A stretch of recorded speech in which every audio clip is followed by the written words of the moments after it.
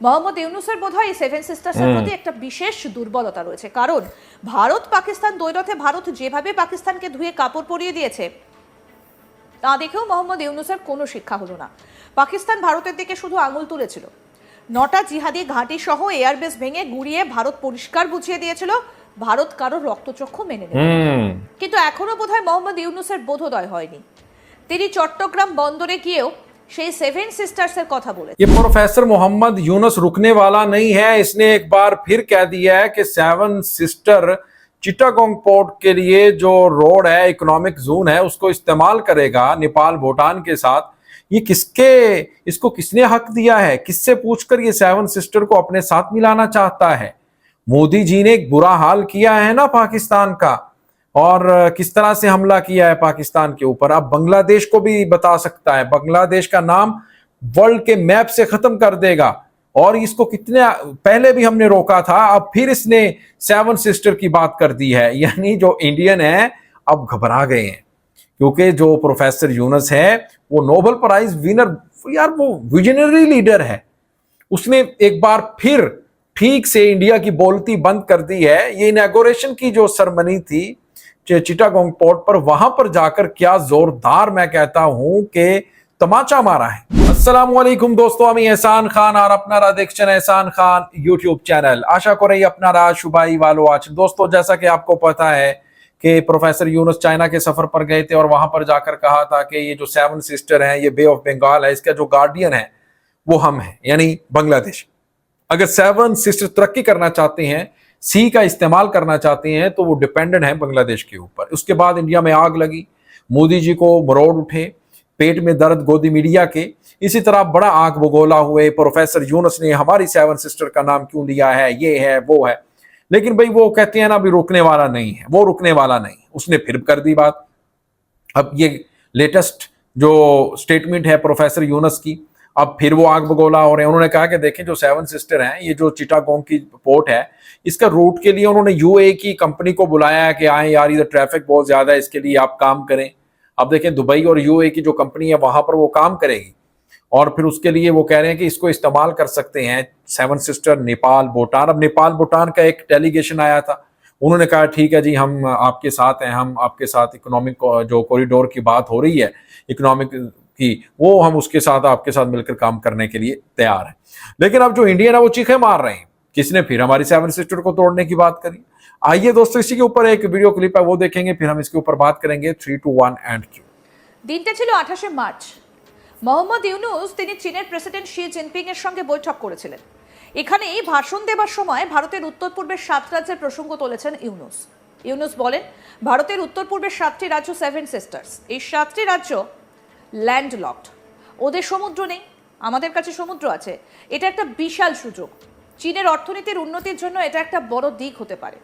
নেপাল ও ভুটানের অসীম hydro power রয়েছে, এটা একটা আশীর্বাদ। সেই হাইড্রো পাওয়ারকে ব্যবহার করে আমরা কারখানা গড়তে পারি।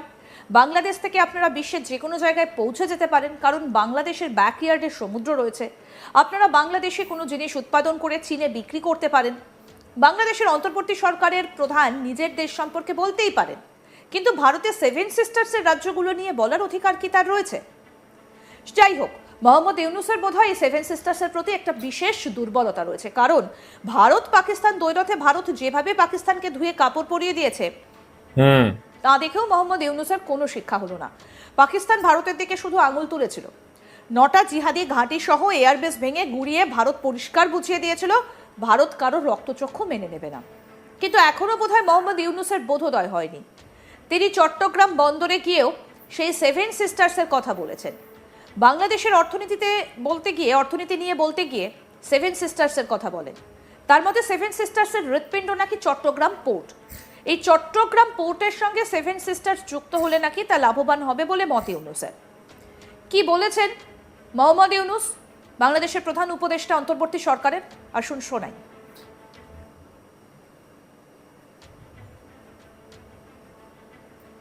যাবে আমরা এই হৃৎপিণ্ডকে আর ওইভাবে স্থাপন করতে পারবো না।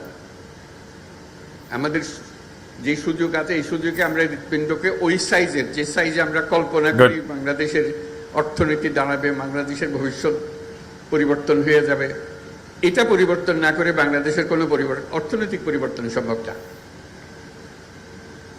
কাজে আমাদের কাছে এটার পেছনে যেতে হবে। এবং তার সঙ্গে আবার যোগ করলাম, এটা শুধু হৃৎপিণ্ড বাংলাদেশের জন্য না, আশেপাশের দেশগুলোর সঙ্গে সংযুক্ত।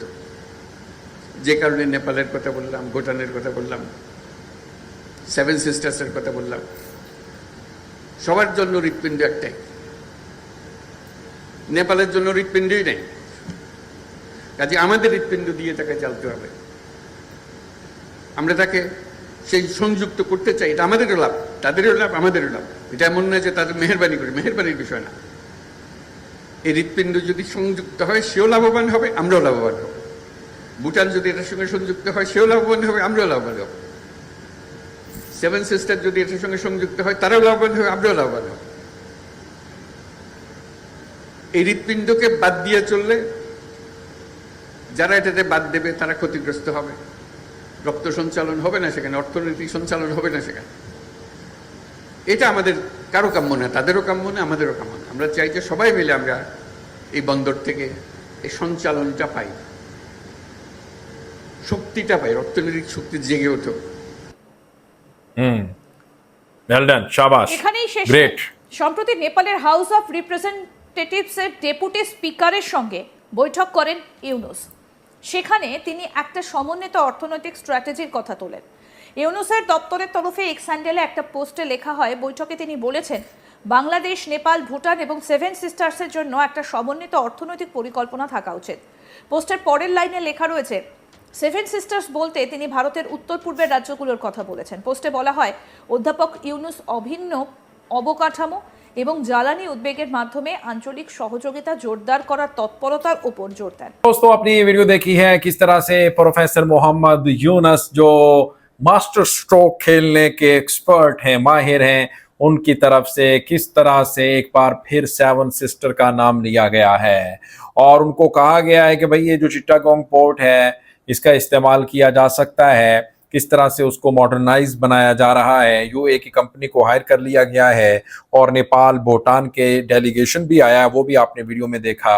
और अब जो इंडियन है वो बेसिकली धमकियां लगाते हैं, गिदड़ भभकियां लगाते हैं कि देखें अगर आप हमारी सेवन सिस्टर को कैप्चर करने की कोशिश करोगे। भाई कौन कैप्चर कर रहा है? उन्होंने तो बताया है कि जो आपकी सेवन सिस्टर हैं वो हमारे ऊपर डिपेंड करती हैं। ये तकलीफ है उनको कि उन्होंने हमारे से कोई मशवरा नहीं किया, कोई बात नहीं की, तो क्यों मोदी जी से बात किए बगैर उन्होंने सेवन सिस्टर का नाम अपने मुंह पे ले लिया।